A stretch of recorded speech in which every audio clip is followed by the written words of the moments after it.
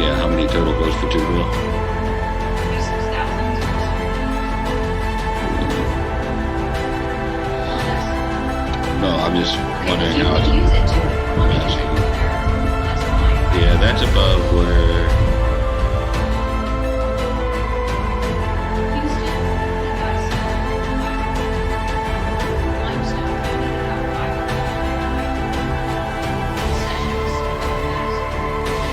Yeah, he's gonna take Madison Mobile. It's basically a north-south thing.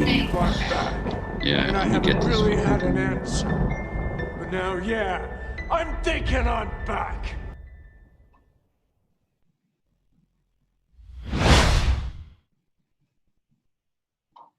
All right, all right.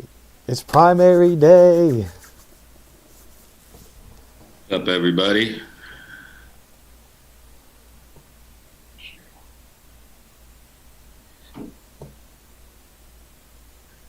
I think we all know what race we're centered in on tonight. Although there's a couple different congressional runoffs as well that some people will be looking at.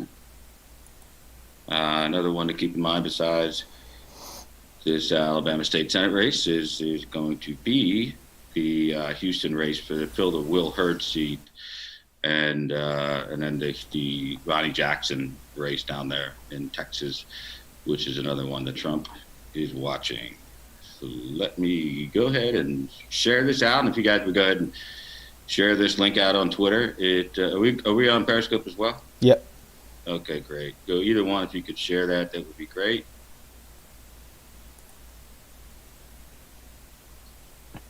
I'm tweeting out both.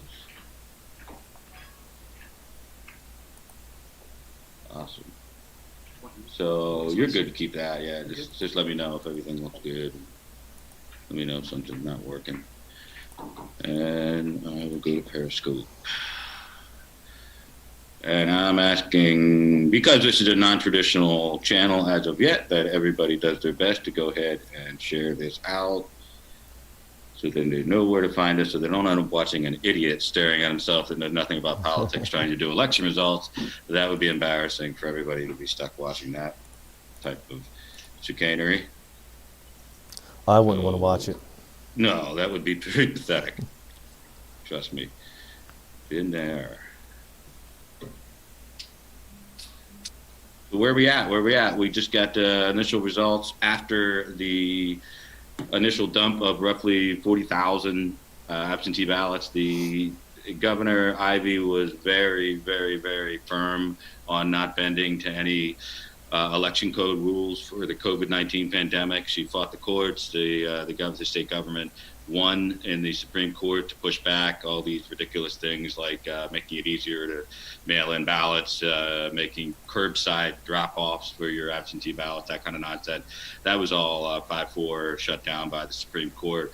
So we don't have to wait around for days like you do in other states to see what the mail-in totals are going to be counted. So what you see already there, initially dumped, is a portion of the absentee ballot, obviously most of, if not all, of the absentee ballots. So that in itself is good news for us.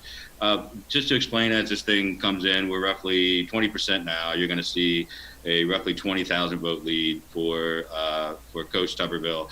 It is a matter of north-south. Just think of it in like Civil War terms. It's a north-south battle. Tommy is very popular, did very well in the original election up there in the north, and then down toward the south, the Montgomery south to Mobile, is where Jeff Sessions is stronger and will have his power base. It is something to mention that COVID is kind of taking a spike down there like it is everywhere in the South right now, and the extent of Sessions' lingering support seems to have been left to the ranks of the older Alabama voters over 65, and they may have some hesitation. And when you want to send an absentee ballot in Alabama, you've got to have a copy of your license. You've got to have a certified reason why you're sending it in an absentee instead of coming in person. There's a lot of things you have to do. You have to go out in order to get it. You have to request it in person, receive it. You gotta, do things. So there may have been some limitations on some older folks somewhere in Alabama. Just flat out wasn't worth it for them to go out, knowing that Tuberville had what was reported to be anywhere between an 8 and 12-point lead going down the stretch. 35 that may kind of depress some of the turnout for sessions in the southern parts of the area. So what you're looking for now is you're doing a forensic study on the election a few months ago, because Representative Byrne was in it at that time, Congressman Byrne, and he did well in certain places. His votes are up for grabs because he did not endorse in this race. So what you're looking for is precinct performance, county performance a few months ago versus what's coming in tonight. So that's what I'll be looking at as we move past 20%. So the initial numbers are obviously showing the performance that we were forecasting rather brazenly now for a couple of months, that Tommy was going to come through here on the sailing on the tide of Trump. And that's our primary read here off of the first few counties and the absentee ballot. So I'm going to pause as I take a look into a little bit more additional county breakdown on the local sites. Yeah, I just can't wait till this dude is gone. I've had enough of him. It's a prevailing sentiment. A prevailing sentiment here.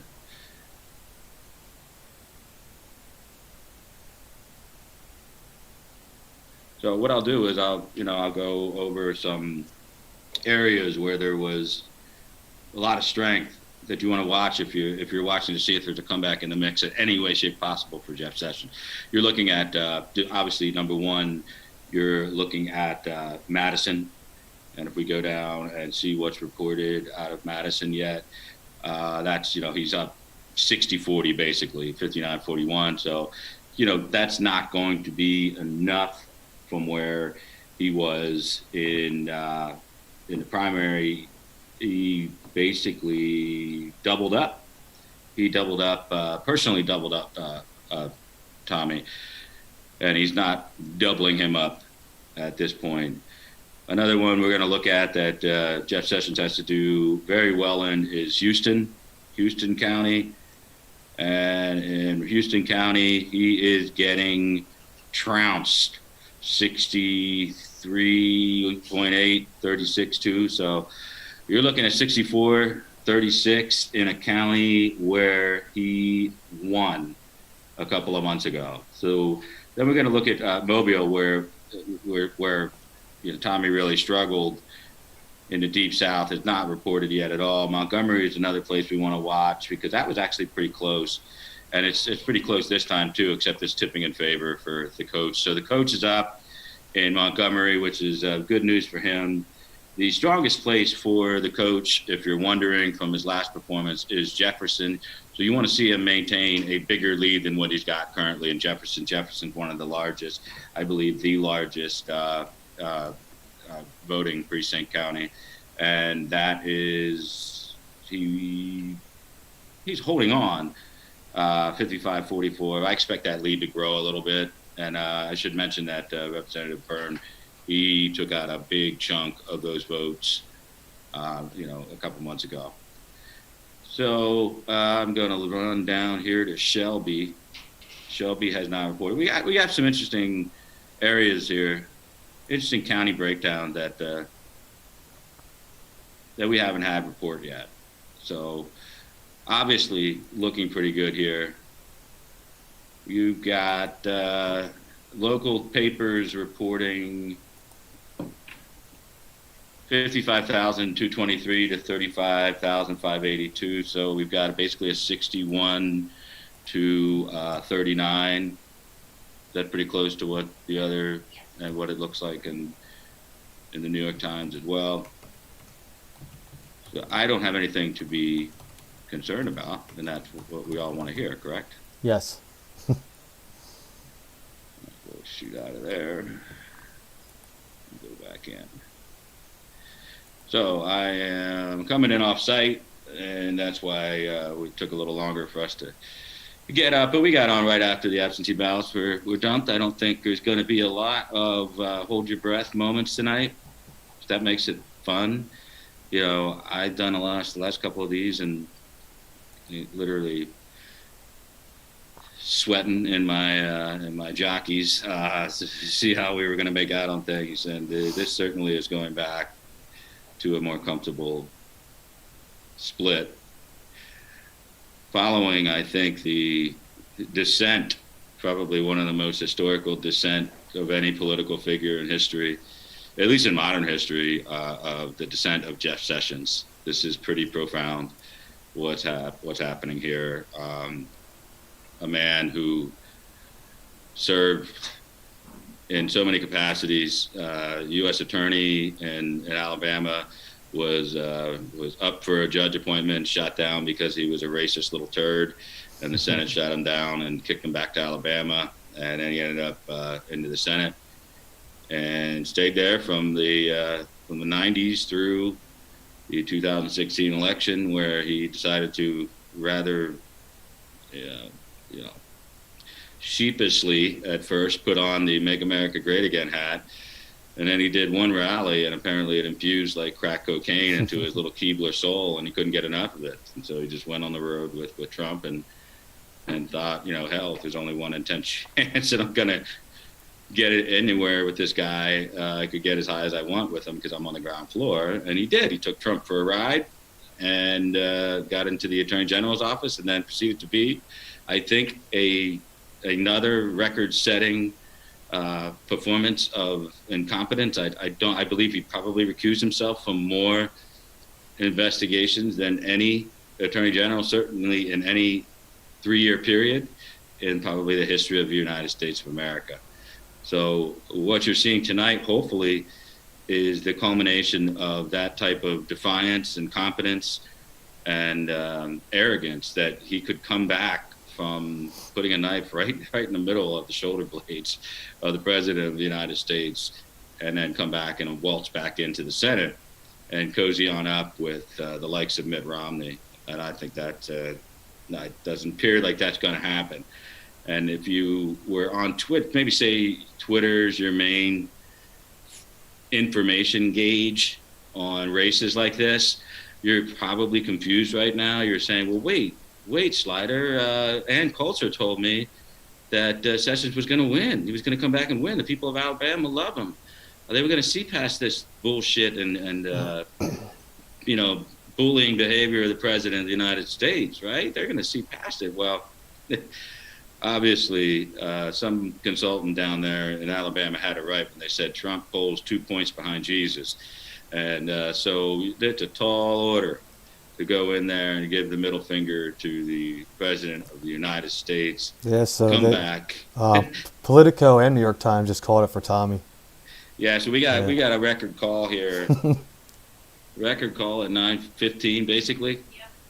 So 8:15 Eastern. I'm sorry, 9:15 Eastern, 8:15 Central Time, which is 1 hour and 15 minutes after polls close. They've called the race. Good.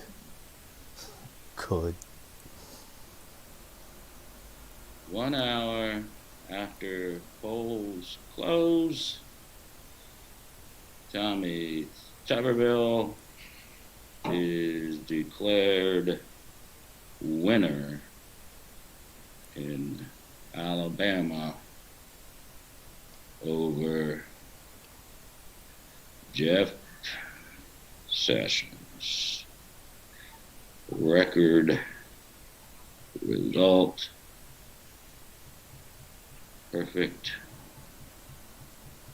man with a perfect time. Congrats, Coach Tuberville. That's going to be my tweet. Hope you can all give the congratulations yourself to a man who did not take the bait and was lied about, was smeared, and he did not take the bait. Got to give the guy a lot of credit. It would have been easy to get a pot shot in there or two down the stretch.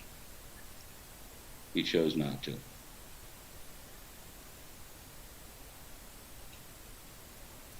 He's a better man than me, because I would have. Yeah, I would have taken a hell of a whack myself.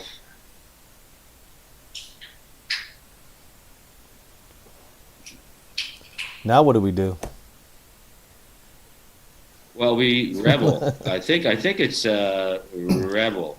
All right, so give me 1 second. I got something for that. Okay.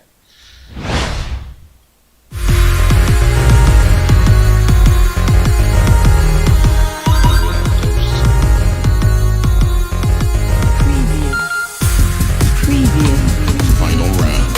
Fight. Coach didn't have to come over here. He didn't have to be on camera. Fortunate enough to have Joe on that best friend.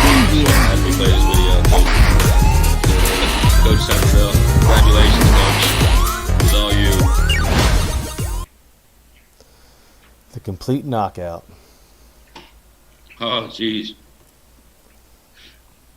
It's like a little old school Street Fighter action. Finish it. I like how fast the video was, because that's just about how fast they called the race. It was. So very well done, Slider. Very well done. He's lapping him now. He's lapping him across the field. 33 precincts in, and we didn't even get to some of the stronger areas for the coach. So got to be a lot of happy people out there, but the ones that are, I'm going to be watching are all on, on Twitter.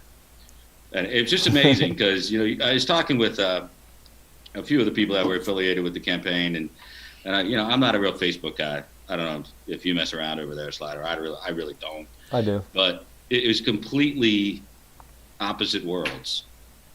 In the Twitter domain, it is just this virulent crowd of groypers and basic borderline racist Tucker Carlson, Ted Ryder types, and they were really convinced that Jeff Sessions was the only hope of stopping immigration in the future. So even if Joe Biden was going to win, they said, "Don't worry, Jeff Sessions will be there, and he'll one-man band. He'll stop amnesty or whatever the hell they're talking about." I mean, it was completely misguided, and just outside the realm of normal thinking.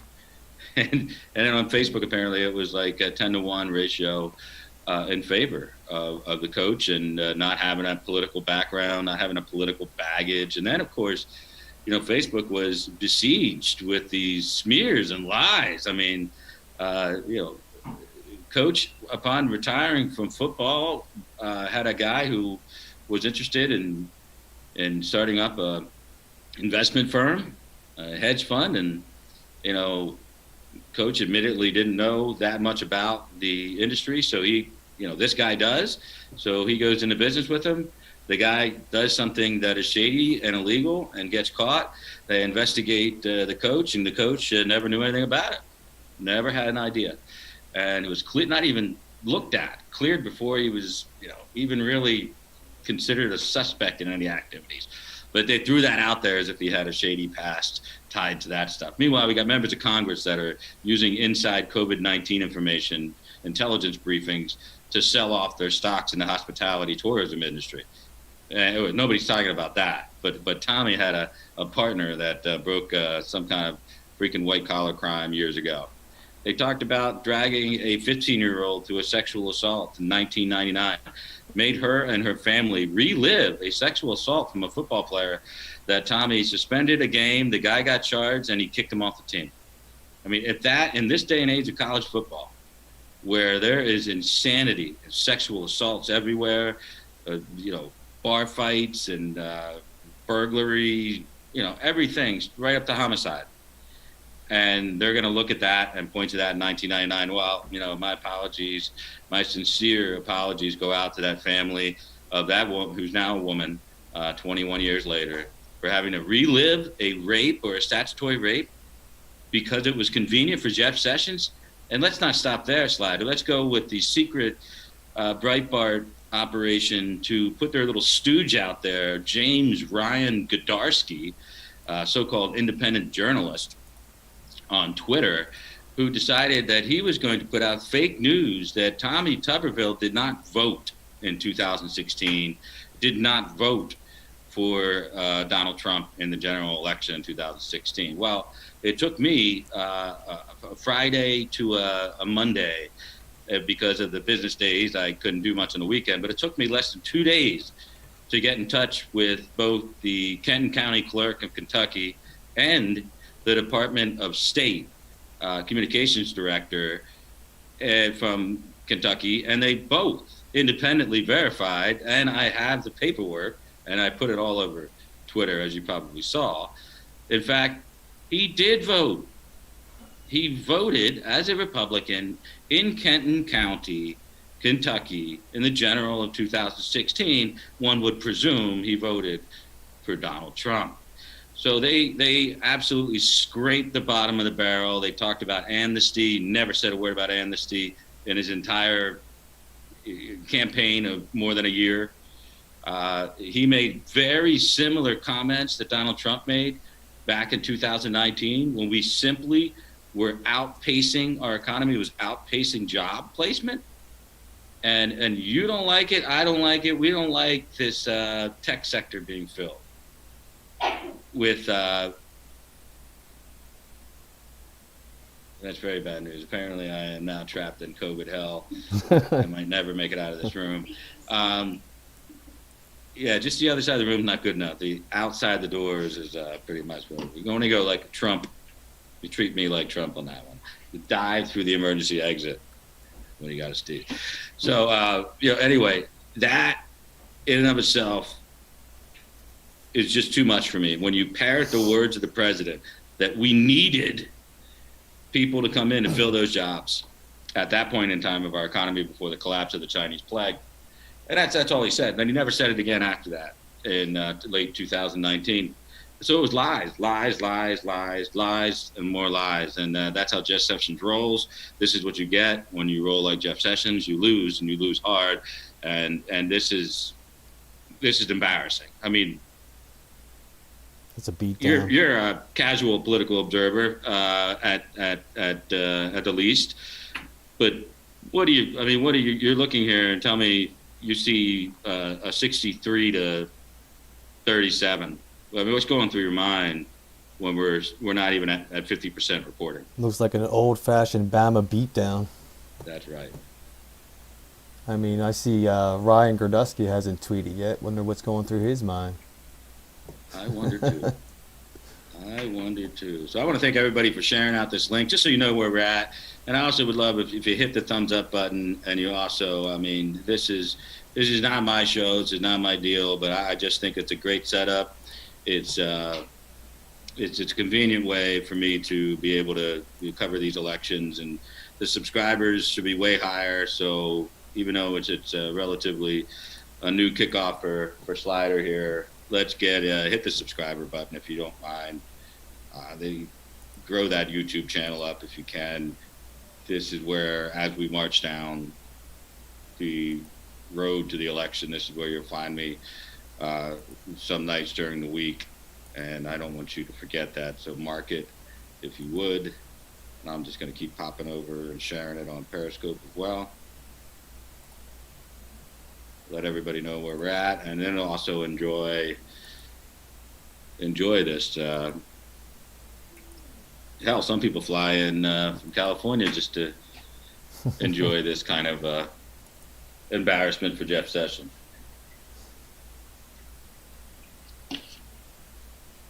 So I'm gonna go down and look at the counties here, just for the fun of it, to see what is still out there.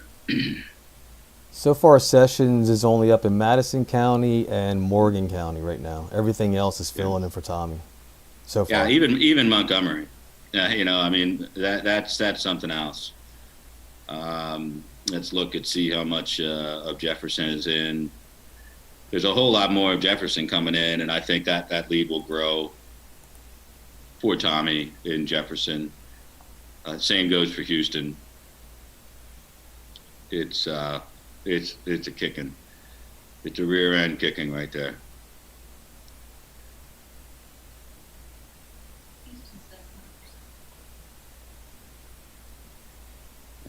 let's jump over and check on. Has Texas been reporting anything yet on New York Times or Politico? Either one. Texas County.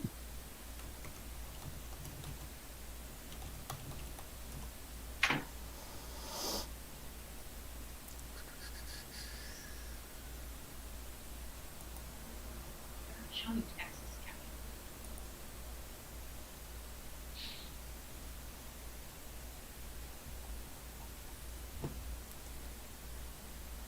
All right. Yeah, we're looking for that. I believe it's Texas 25th.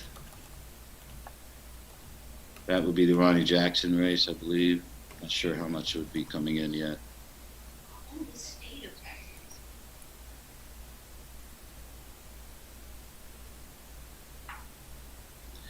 Well, I tell you, I didn't think by 9:30, Slider, we'd be searching the other races. Me neither, but here I am. Here we are, and I'm not upset about it at all.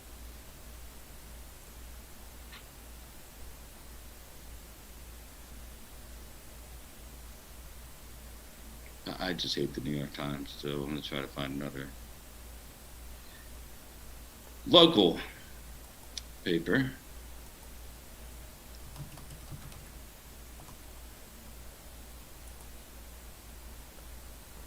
Ronnie Jackson is in the 13th district.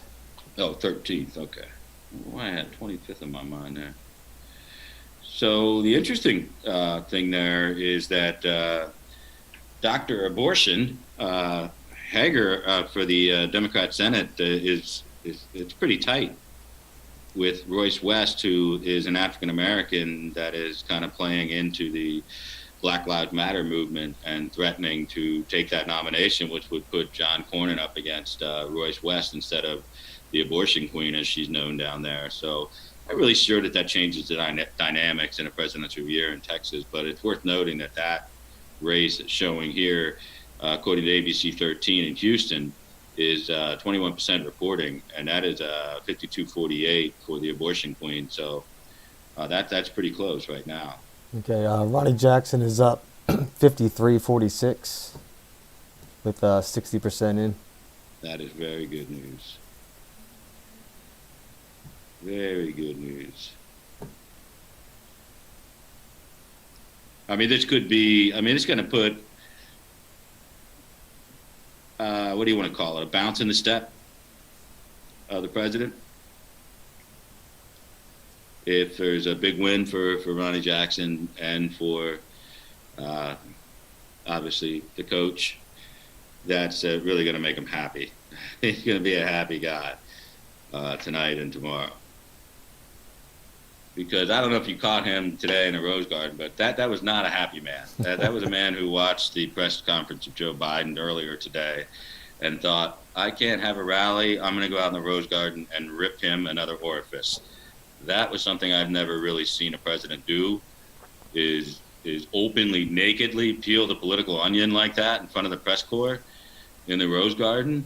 Can't say how effective it was because I tracked the networks. They dropped it like it was a hot potato as soon as they realized, he was done announcing the Hong Kong executive order and punishment.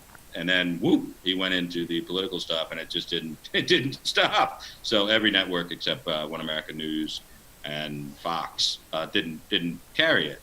And there's a danger for the president in doing that, because if you continue down that road, you kind of tell the press, hey, I'm going to come out and talk about China, and then you just absolutely rail against Biden the whole time, and get back into the Hunter Biden thing and get back into all that stuff. That is, the press, they're going to go to their producers and just say, cut it off, and they're not really, some of them eventually will get up and walk away.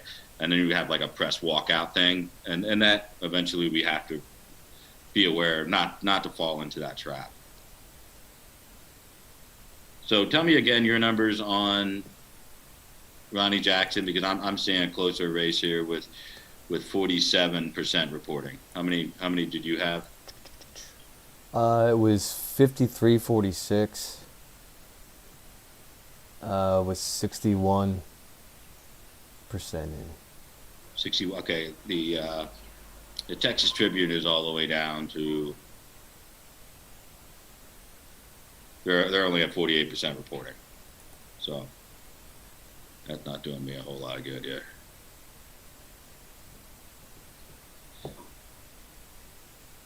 I'm gonna take a peek at Twitter just because I'm that way. Just because I'm sick like that. Yeah, we got. Yeah, you're right. Yeah. So I wonder if Politico's the same as New York Times. Politico's the only other one we can check into. Yeah, Jeff Sessions is trending #1 on Twitter, but for all the is. wrong reasons. All the wrong reasons. Well, I wonder how long he'll wait to concede. He just doesn't believe it.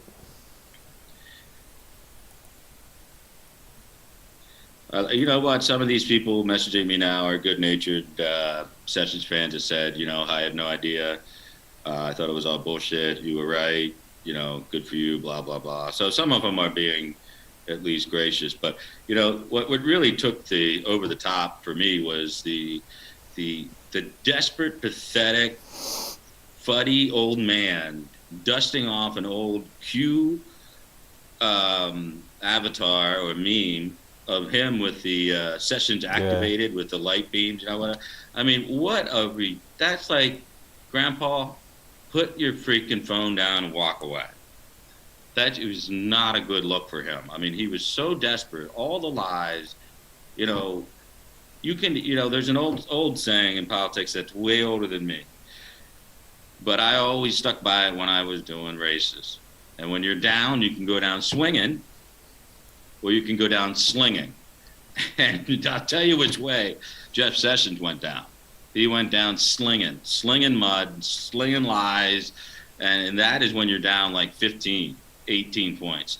You go down swinging when it's within 10 and you think you can win on a policy issue, and you just keep punching it. If you think coach is some secret globalist, you punch it. You stick with a consistent message.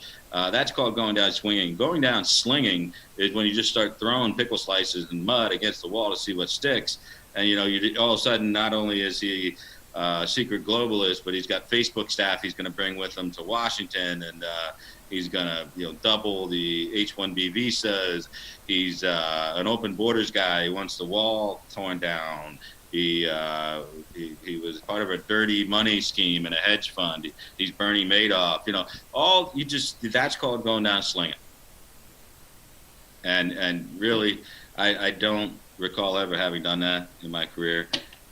I've gone down swinging. I've lost 2 elections out of probably 20 some that I've ran, and they were painful. And they are learning lessons, and you walk away with scars, and that's good because you are reminded of it. You look at the scars and you just say, okay, that's what happened last time. I'm not going to let it happen this time. And sometimes you just, like one time I just got clobbered by a lot of money. I just got run over by $750,000.